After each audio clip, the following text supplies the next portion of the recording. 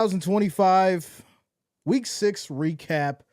We're going to get into a lot of stuff, a lot of good stuff, a lot of crazy stuff, a lot of bad stuff, some stuff I don't really want to talk about, but some stuff I have to.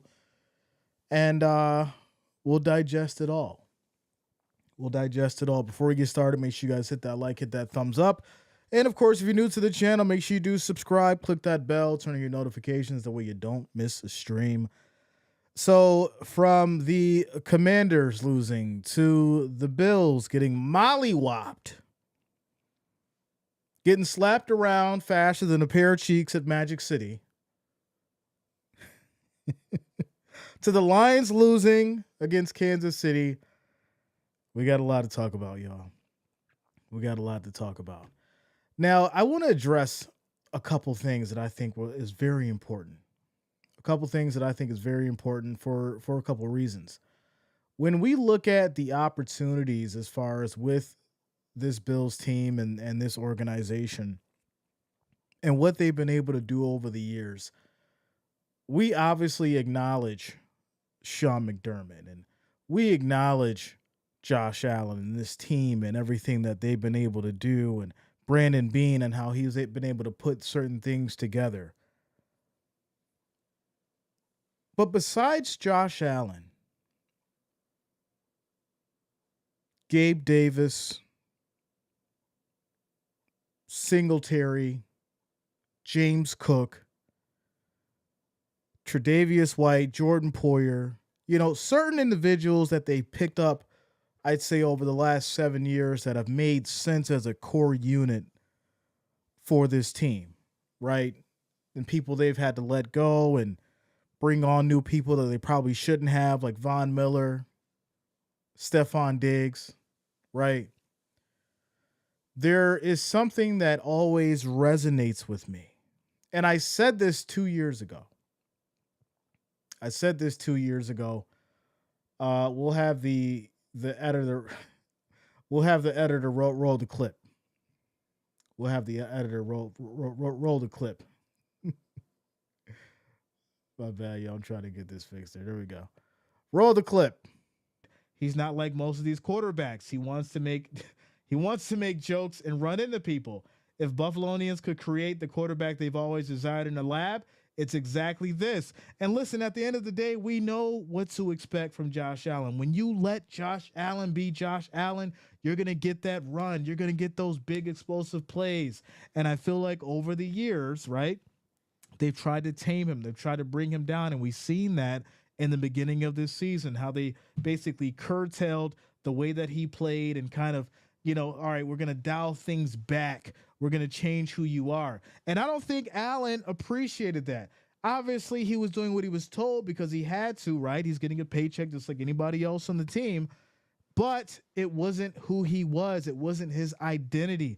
So obviously with Dorsey leaving, Brady coming in, now it's all right, let's go ahead and let Allen be who he was and figure out how we can mold into this new Allen that we've created, from kind of, slowing him down as far as the deep pass and making him think a little bit more before getting rid of the ball, but go out there and still run, pick up that first down, get that touchdown when you think that you can. And let's get back to that old Allen.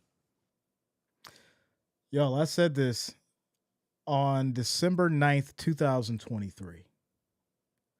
December 9th, 2023. That's when I said that. And so going back to that message, what did we see last night? Josh Allen second guessing what he's supposed to do, holding on to the ball longer than what he should be. He had a couple plays down the field, but he hasn't been himself. He hasn't played like himself. And that's because the changes of taming him has now made him second guess his own talent. And who do we have to blame for that?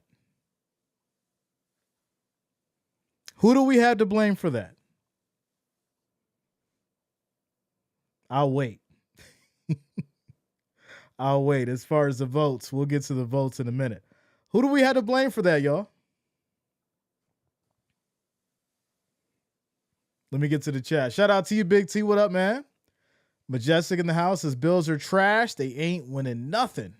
Bills fans should get Cowboys treatment because of how good they've been and not did nothing with it. I mean, I can't fight it. I can't fight what he's saying right now. I can't do it. Listen, everything that the Bills have been getting for the last 2 weeks, they absolutely deserve. I can't fight against it.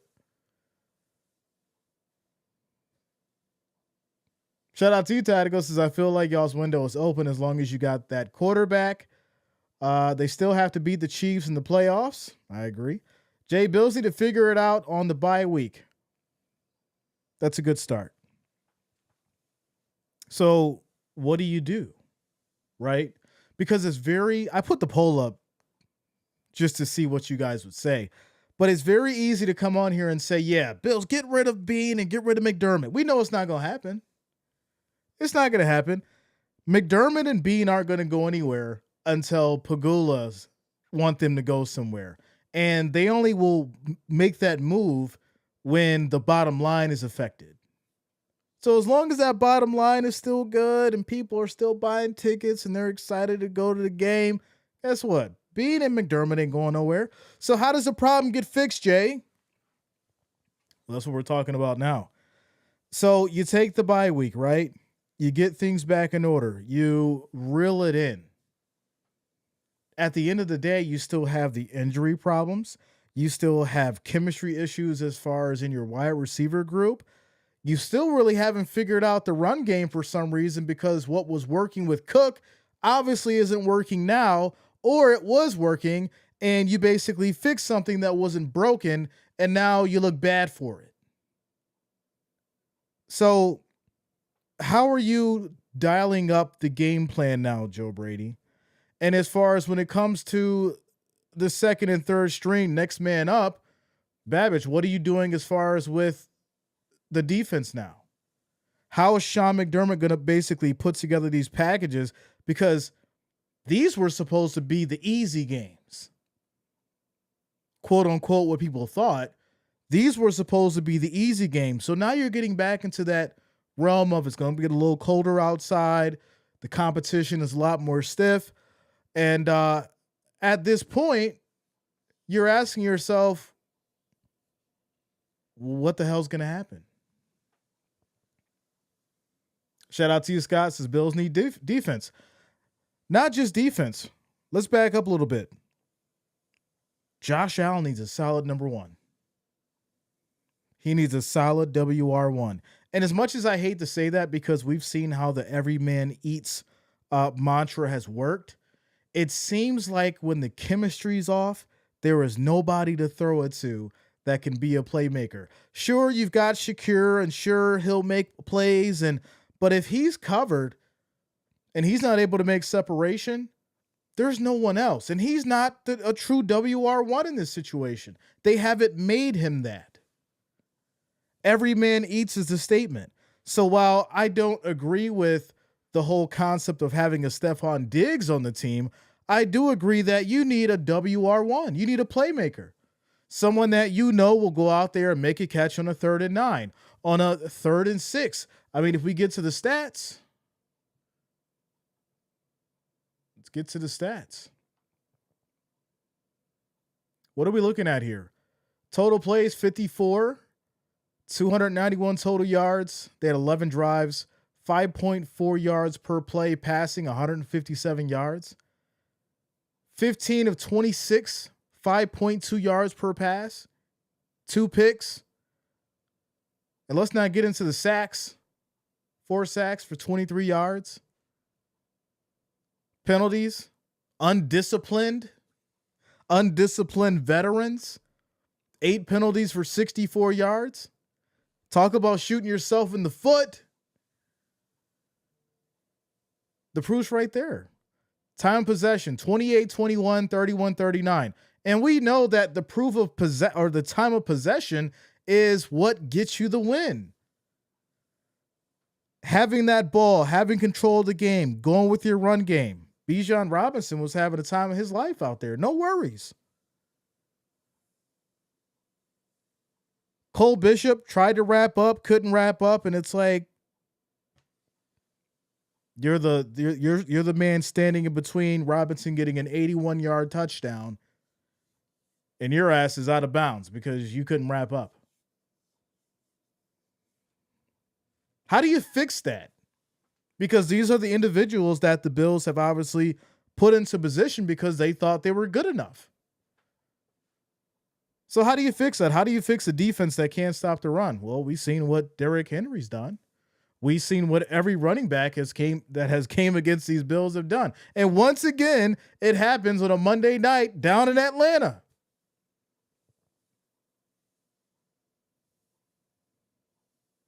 Shout out to you, Tom Starr. Mark says, not just 2 weeks. I've seen nothing great all season.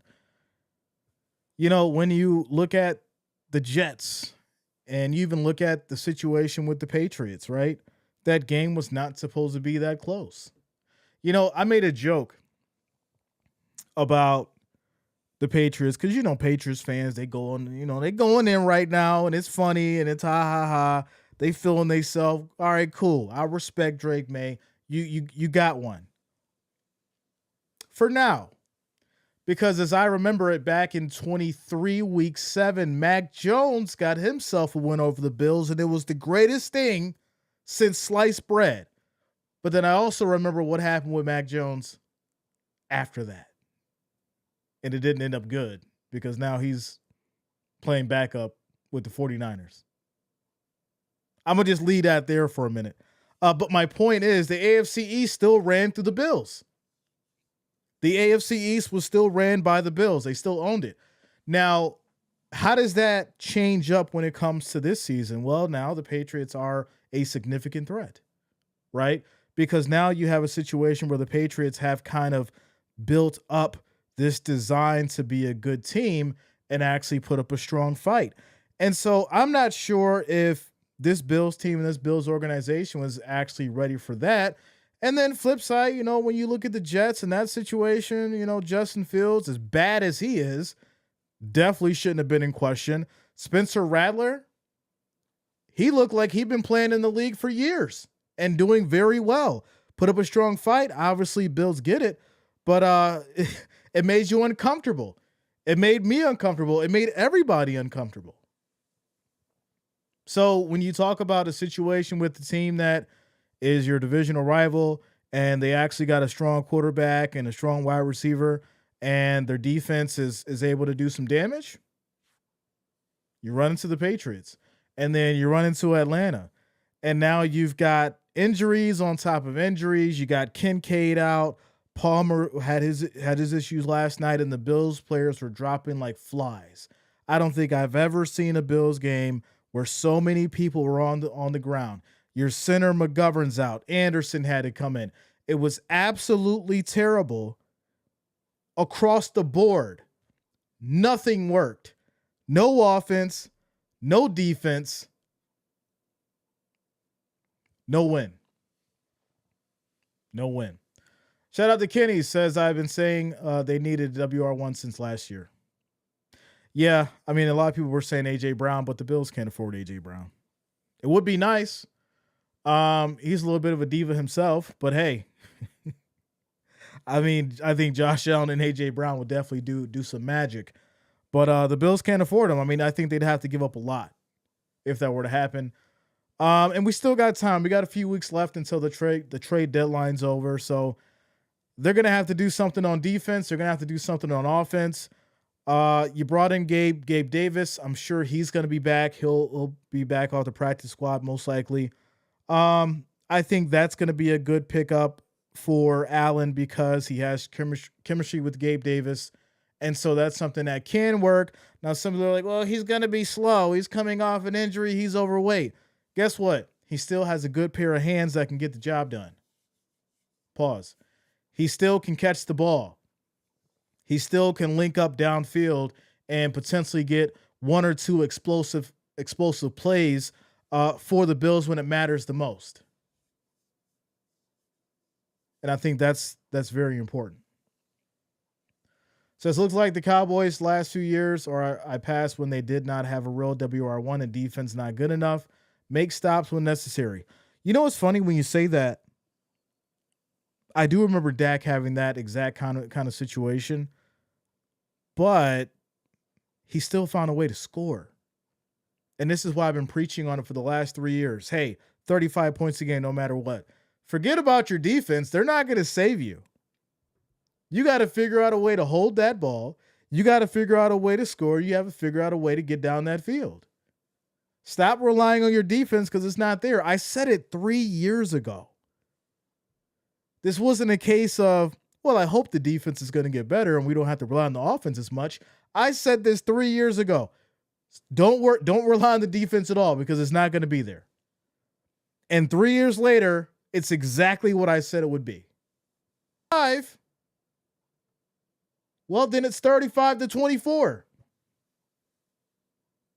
Hell, they couldn't even get 25. So there you go. There you go. Says, will Ogunjobi and Huck add anything? I think the real question is, how is the defensive chemistry and game plan going to be designed by Babbage? We have seen so many issues as far as on the run. Picking up Joey Bosa, yeah, he's been significant in moments, but that's basically been about it, right? We've seen Oliver do what he does, but Milano being out, having his problems and issues, Milano's not the same guy. We have to be very honest about Milano, right? He was such a key piece and a force in this defense that now when he's out, it's the whole line is broken. There's so many issues as far as dealing with the run. And so you're asking yourself, well, when do they move on from Milano? I think this is his last year. So that whole defense is going to need to be shuffled and reconstructed. And obviously you can't do that in the middle of this, almost the middle of the season. So you have to basically, build this puzzle and get pieces from over here that may work or may not work and try to make this fit and try to make that fit until it looks like a ridiculous puzzle that, is not really together, but it's something. And that's exactly what the Bills have done with this defense. It's a puzzle board that doesn't fit. It's a puzzle board with pieces that doesn't fit, if that makes sense to you, that analogy. Base player says, I remember Tom Brady always had a little quick guy in the slot. It was his go-to guy. Well, I think you're talking about Cole Beasley, right? Cole Beasley was huge. He was instrumental to the offense. And, he basically opened up the deep ball. If the deep ball wasn't there, you catch Beasley in the slot, you get yourself 5 or 6 yards. That's your first down in critical moments. Another solid player with good hands. Guess what? They got rid of him. So those who are so quick to count out the Bills are more than likely wearing their tinfoil hats, representing their team as pure delusional bliss. Just saying. Listen.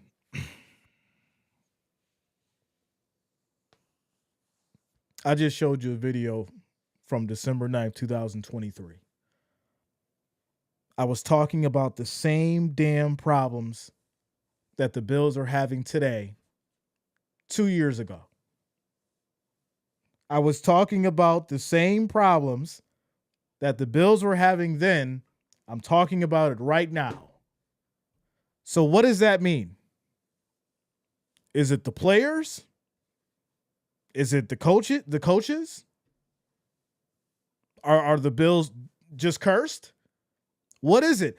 If you're having the same problems year in, year out, and you swapped out players, you swapped out personnel, who does it fall on? Maybe y'all can answer that question for me. If we've been having the same conversations year in and year out, new players have came on the team, players have left, rookies have came, players have gone, and you're having the same outcome with the team, who does it fall on?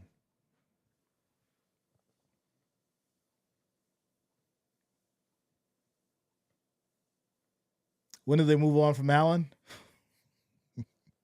Well, Allen's a franchise player, so that's not going to happen. Shout out to you, Football Nation. I've been saying it since the preseason. The team to be in the AFC East is New England. Okay. All right. So now the Bills get a bye week to think about what they've done. No, they don't get a bye week to think about what they've done. They get a bye week to think about what everyone else has done. They haven't done anything. They get to think about what they haven't done. That's what they get to think about. Scott says, by that logic, I'd say the coach. The coach is the same, right? So I don't have to come on here and be frustrated and mad and annoyed and say, oh, we got to get rid of Bean and McDermott. I was saying that during the 13-second game. And you know what? Everybody was so mad and talking the most garbage to me, and I don't know what I'm talking about, and they've changed the whole culture of the Bills and blah, blah, blah, blah, blah. So I say, you know what? I'm going to stop talking about McDermott and Bean. I'm going to let the people talk about it. And you know what I'm seeing now? All over social media, the analysts having discussions about it, all these guys that were Bills commentators and doing Bills reactions. Oh, they got to get rid of the coach. It's time for Sean to go. Oh, they got the realists were saying this after the 13-second game. But once again, I'm not going to say it. I don't have to say it. We'll let the vote speak for itself. Because at the end of the day, you're still relying on these two individuals to fix this team. And as much as some people are so excited to be AFC East champions every year, I think the ultimate goal is to get a real ring in the Super Bowl. That's what I would think that, you're getting paid $20 million for, is to go and get a ring in the Super Bowl. I see comments all the time. I'm 70 years old. I just want him to win one. I'm 80 years old. I just want him to win one. I'm 62 years old.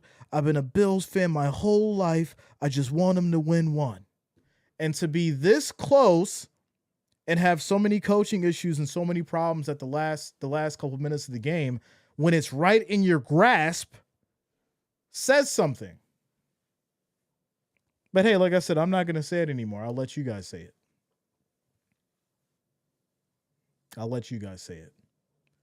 Says you brought it up last year. AFC championships does not equal Super Bowl wins, just ask the Bengals. Hey, well, at least Joey B got to a Super Bowl, right? I mean, at least Joey B got to a Super Bowl early in his career. The Bengals didn't have to wait to get to a Super Bowl when he arrived. Chrissy V says, think about it. At least McDermott has actually got the Bills this far.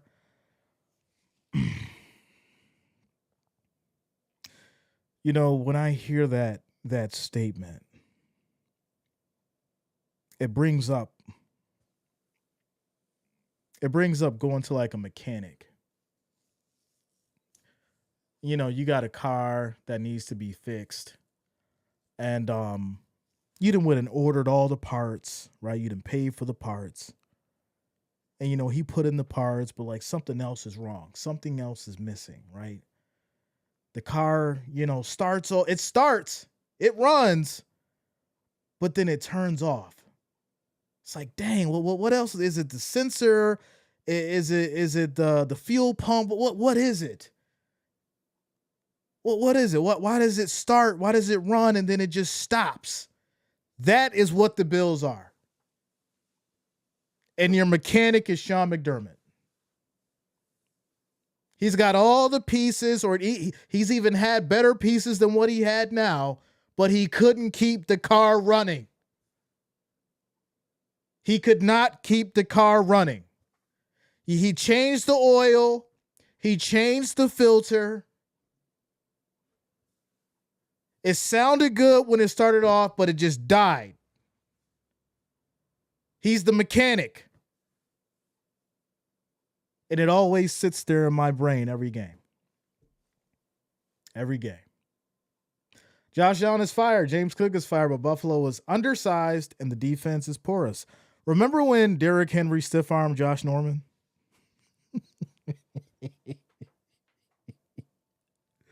Do y'all remember when Derrick Henry stiff-armed Josh Norman? Let me find this picture. Hold on.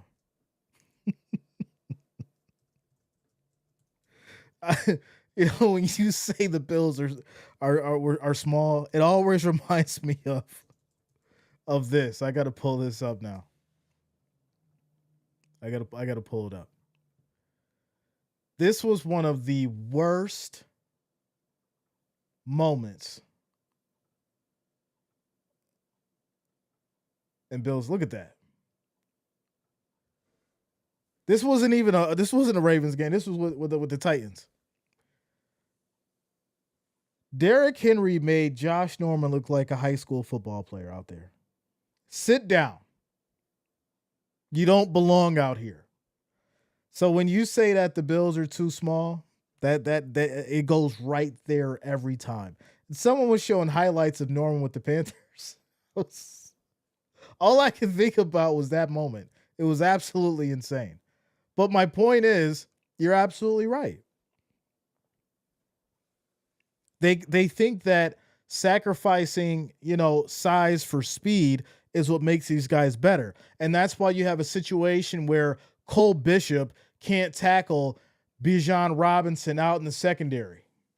He's too small. Get your weight up. You can't tackle me. I'm gone. 81 yards to the house. So, but it's not far enough. It's just like Kyle asked in the 49ers. Now they made it, but it was not enough. Tyrone says, don't buy parts from O'Reilly's. Derrick Henry has stiff-armed a lot of guys. I agree. Trevor Jackson says the Panthers will win a Super Bowl before the Bills, and they are smaller. That is insane. With Bryce Young? Come on now. All right. Let me wrap up my Bills segment. Where do the Bills go from here? Obviously, they really have to dig deep into this wide receiver group. Is it Curtis Samuel? Do you work on, Keon Coleman?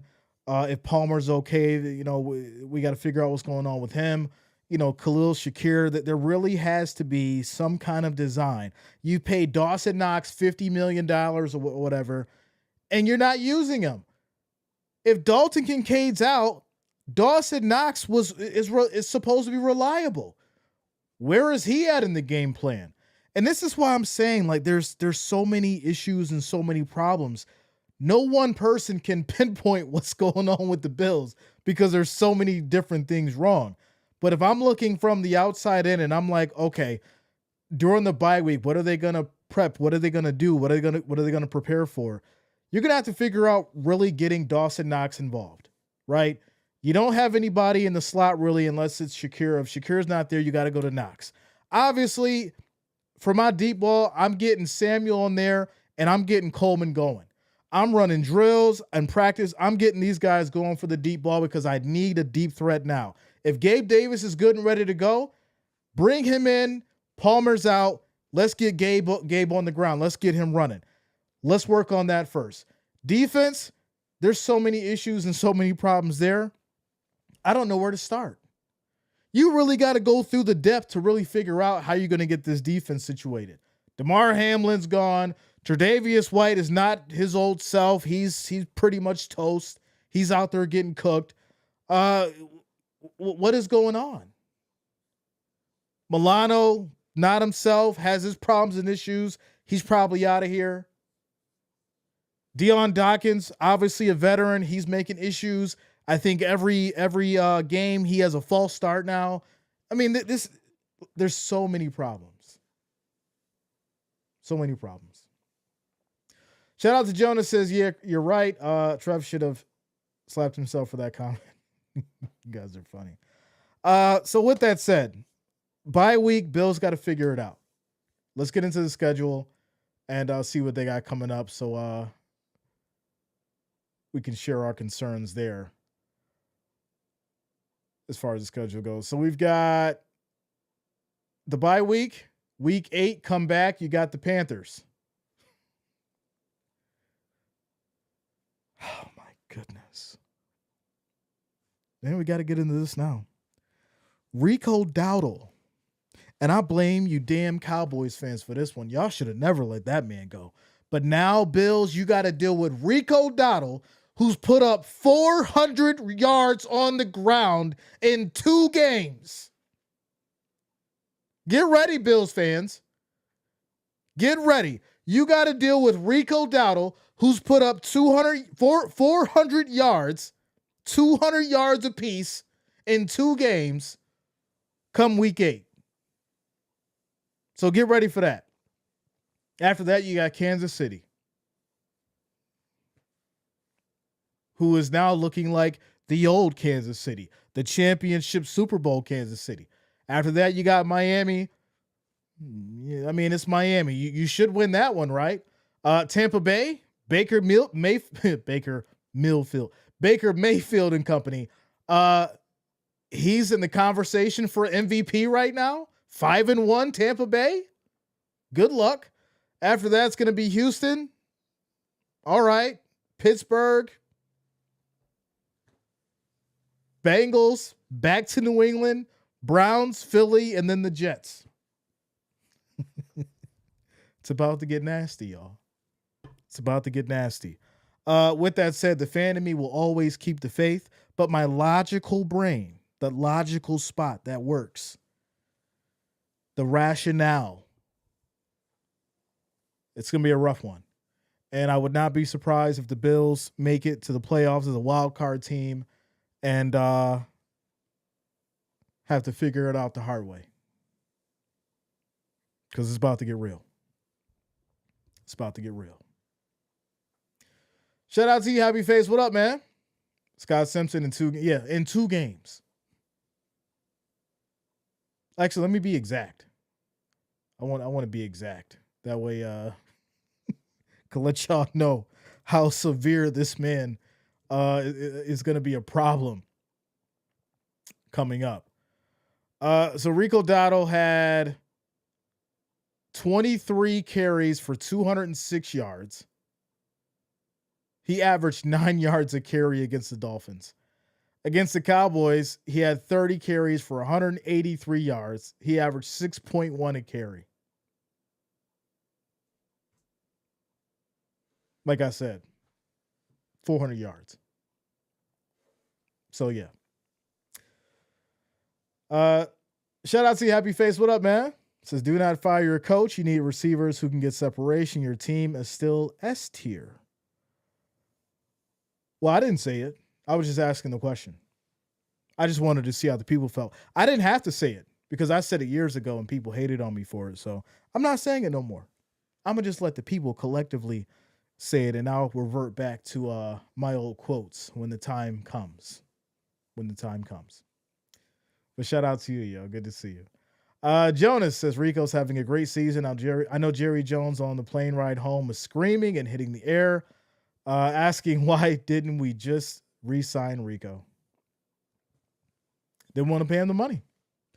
Says, do you think it's necessary to rely on the practice squad? You're asking the wrong person. Do I think it's necessary? It shouldn't be.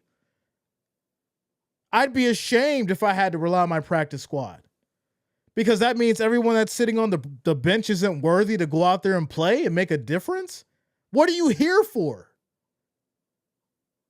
What are you getting a game check for on the bench if you're not ready to go? So now I have to resort back to the practice squad to figure things out? How ridiculous is that? Truth is, you can't sleep on any team. Got to be your very best every game. By the way, go Browns. Shout out to you, bass player. Cowboys got real cheap, yo. Real cheap. Says, the Carolina Panthers are the leopards. Are they the leopards or jaguars? They are the cats. They get black. Says the Browns need to play Shador this week. Yeah, the Browns definitely need to. And I'm not just saying that just because, we want to see Shador play. I'm saying that because it looks absolutely terrible for the Browns. Dylan was probably the choice. All right, we're going to put up Dylan and give Shador maybe a little bit more time to, prepare and get ready. But at the same time, I think you're making your fans mad and angry because things just really haven't been working out. And the current situation is like, hey,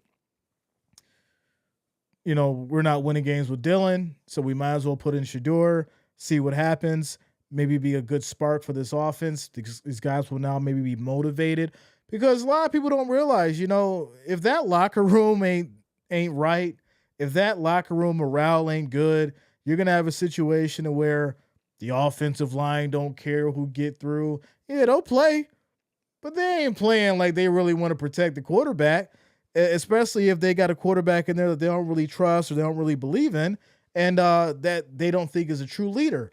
So, we'll have to see what happens with the Browns. We'll see what happens. All right, let's get to our next story.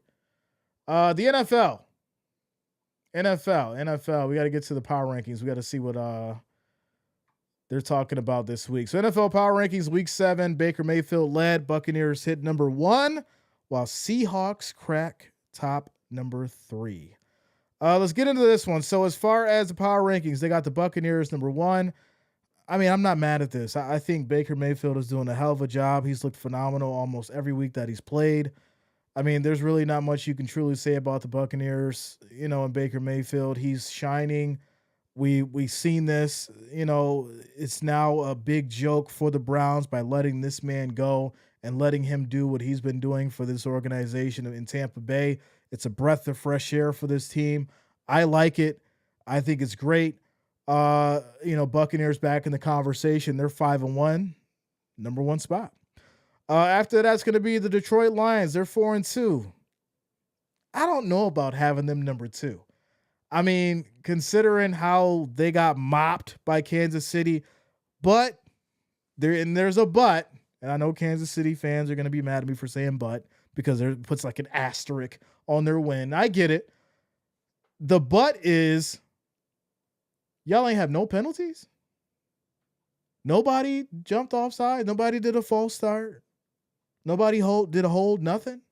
Nobody. Y'all played the most perfect game ever. On a Sunday night? Flawless. Not one flag? Not even a flag that was dropped and picked up? I'm just saying it's kind of crazy. But they got Detroit there number 2. Like I said, I don't agree with it. It probably should be a little lower. We'll get into the Seahawks. Seahawks are 4-2. Darnold and company, they got a lot of talent over there. I think the Seahawks is definitely a sleeper team. Could be in the conversation later on. Bills number 4. I think the Bills should be lower. I really do. The Bills, and when they ran into true competition like the Patriots and obviously Atlanta from last night, they should definitely be a little lower. As far as the Packers, they're 3-1. I mean, they're 3-1, and they had the draw with the Cowboys. I guess. I mean, you got a hell of a team with Kraft, Love, Jacobs. Jacobs is balling out of his mind. That defense is, fairly good. Micah Parsons being that spark. Yeah, I get it, but I don't know. Maybe they should be a little lower because I feel like the Eagles should be higher than Green Bay. I feel like you should replace the Bills, probably with number 6. You put the Eagles number 4. Yeah, number 4, maybe Green Bay number 5, Bills number 6. So I think you should have the Eagles number 4. Divisional rival loss, but they played other significant teams and won. So I think that's where you got to put them a little higher than obviously Green Bay and the Bills. After that, number 7 is going to be the Rams. They're 4-2. Listen, Kyron Williams, balling.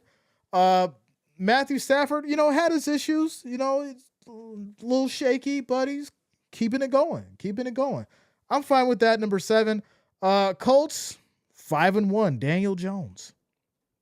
The breath of fresh air out of New York, heading to the nice state of Indianapolis, and you know what I'm saying, the city, and then going over to the Colts there, doing a good job and changing the whole narrative as far as his design and his scheme and His expectations as far as on that field has been nothing short of phenomenal. Will it last? We'll see. I'm not mad about, number 8. I think this is cool. The record's 5-1. That's fine. After that's going to be Kansas City, number 9, 3-3. This is what we doing?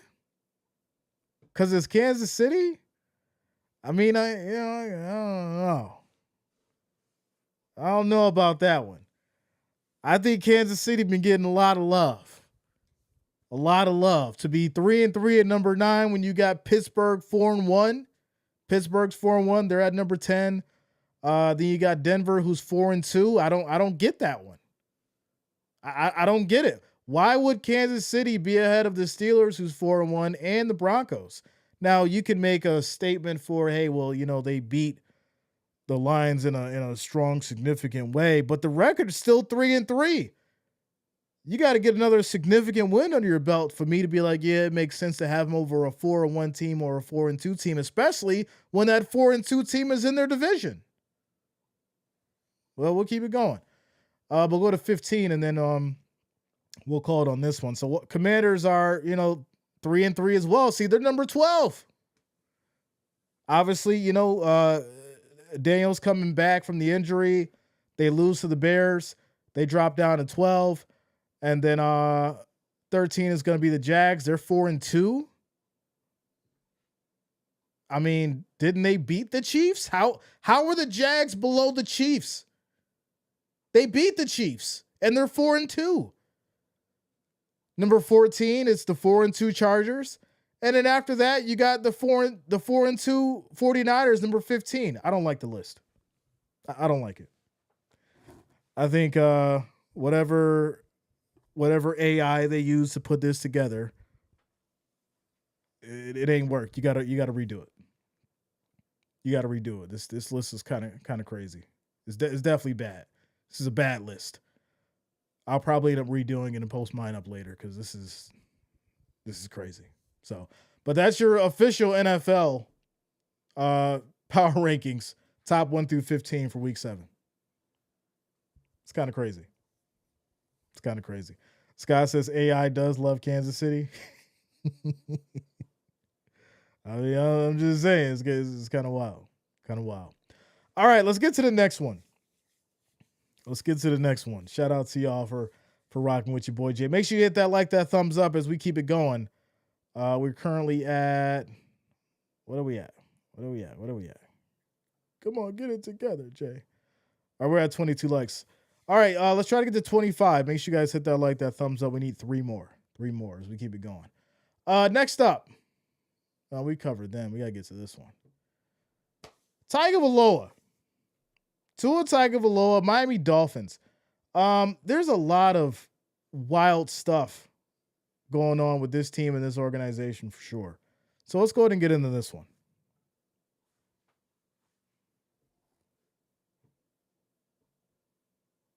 Before I say anything else that I'm going to say, I'm going to tell you right now that Tua Tagovailoa is 21st in the NFL right now in QBR, which is not impressive. And he's second in the league in turnovers at the quarterback spot behind the one and only Geno Smith. He's second in the league. Geno's got 10. He's got 8. That's not good company to be in.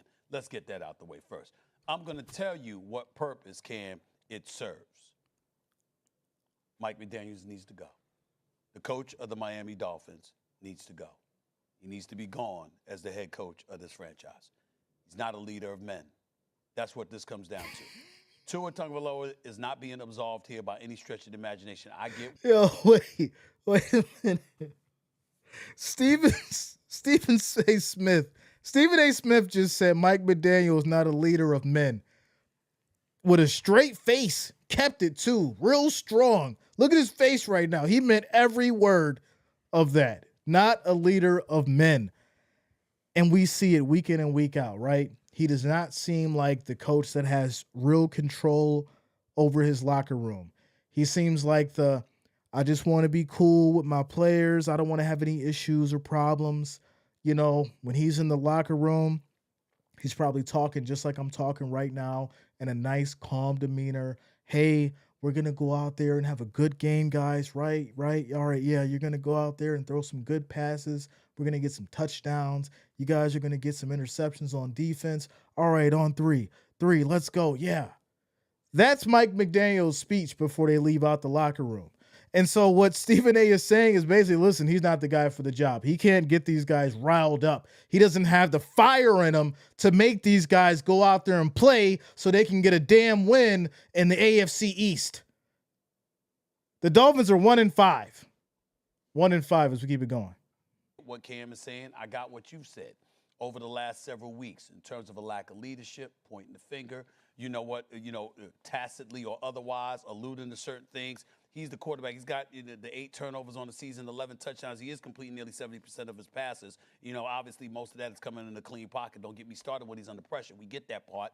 But in the end, what it comes down to is as you see the Miami Dolphins disintegrating before our very eyes. They're not even treading water anymore. They're sinking, they're drowning. And Tua, to me, that statement what he was making, he was calling it out. He was like, listen, man, he was basically saying, we tried everything else. And clearly we don't have the leadership that we need here. Wow. And it sounds like, I mean, just imagine if someone else had said that. Just imagine if any other quarterback had went onto a press conference or did a post-game interview and said, the leadership here just ain't working. Something's not right. We've tried everything and it's just not working. I wonder the response that would be had. Interesting. Let's get into this one. Says Dolphins coach Mike McDaniel said that quarterback Tua Tagovailoa's comments after Sunday's game were misguided and that his post-game news conference was not the forum to air his concerns. Speaking in the minutes following Miami's 29-27 loss to the Chargers, Tagovailoa was asked how players will refrain from feeling sorry for themselves moving forward. He responded that the solution starts with the team's player leadership before revealing that some teammates were late for player-only meetings. Let's stop it here. This whole thing's in disarray, right? You've got Tagovailoa calling out Mike McDaniel. Then you got Mike McDaniel saying like, hey, these guys aren't, they're not showing up for the players only meetings. They've been late to certain things. You don't have control over your locker room. If you have these kind of problems going on and you got to come back and say, well, he shouldn't have said that. It's other ways that he should have. If he's grieving to the entire public about leadership, that falls right back on you. So now you don't get to come back out and say, well, he shouldn't have said that. Because now there's people looking at you like, well, we got to make some moves now. Once you lose the locker room, it is over. There's no coming back from that. So once again, Mike McDaniel is at the top of being in the hot list or the hot seat because of the opportunity to change things around has passed him by. You've lost Tyreek Hill. Your quarterback doesn't respect you. People are late to meetings. Things really aren't going the way that they need to. The team's 1-5. The locker room morale is probably at the lowest it's ever been. Someone's going to go, and at this point, it's going to be you. But we'll keep it going. Says McDaniel was asked about Tagovailoa's comments a few minutes later and said the quarterback was sending a message, but the coach had a more detailed reaction Monday and after actually hearing what that quarterback said. You guys caught me before I heard them yesterday, McDaniel said. I think regardless of intent and what was on Tua's mind after a loss, as a franchise quarterback, that's not the forum to displace that. I think he knows that. Now, I do honestly believe there was no ill intention, but you're talking about, I think, a misguided presentation of player orchestrated film sessions. Word salad. Goes on to say the bottom line is no one's going to be happy, and people always are looking for reasons for failure to succeed. So you're going to try to look for reasons that you can attribute to losses, and heavy is the crown being a franchise quarterback. This is just a situation where, Tagovailoa is blaming it on McDaniel. McDaniel's blaming it back on Tagovailoa. And at some point, once the camel's back gets broken, Mike McDaniel's going to be out of there. I give it 2 more games. And I think that's just a reality for the Dolphins at this point. We'll see what happens there. I mean, we see what's going on with the Titans. They got rid of their coach. It's about that time. So there you go. We'll get into week 7 predictions tomorrow. I'll give you guys a brief glimpse of what we're expecting for week 7 and maybe my top 3 that I'm looking forward to. So Thursday night, you've got the Steelers and the Bengals. That's going to be your Thursday night game, Steelers-Bengals. After that, you got the Rams and the Jags. That's going to be at 9:30 a.m. That's a London game, international NFL football. After that, you got the Saints and the Bears. Then you got the Dolphins and the Browns, Patriots and Titans, Raiders, Chiefs, Eagles, Vikings, Panthers, Jets, Giants, Broncos, Colts, Chargers, Commanders, Cowboys. You got the Packers, Cardinals, and then, of course, you got the Falcons, the 49ers. Monday night games, they're doing the 2 games again. It's going to be the Buccaneers and the Lions. I like that one. And then you got the Texans and the Seahawks at 10. You got the Bills and Baltimore Ravens on a bye week. The 3 games that I'm most interested in. I think that Pittsburgh Steelers Bengals game is going to be good, right? Joe Flacco. Aaron Rodgers going at it. I think that'll be a really good one to really pay attention to. So I'll take, that one there. Rams, Jags at home. Spreads 2.5 there. That could be a really good one. I'll say that may be number 2 on my hot list. And then my number 3 top game would probably be, I was thinking Commanders, Cowboys, but it's probably going to be that Buccaneers, Lions. I think my 3rd top game will be the Buccaneers, Lions. I think that's going to be a hot one for next Monday night. And I'll be streaming that one as well. So there you go. My fault. Yeah, they're in London. But Jags will be the home team. You know how that works. But yeah, my fault. They'll be in London. So yeah, that'll be my top 3 that I'm going to pay the most attention to as far as with the breakdowns and the predictions. Steelers, Bengals, Rams, Jags, and then Buccaneers, Lions. Those will be my top 3 for week 7. I'll get my full predictions tomorrow. So make sure you guys are here for that. And there it is. Yeah, man. Crazy. Since people throw that out there, franchise quarterback loosely. I mean, they definitely do. I agree. They definitely do.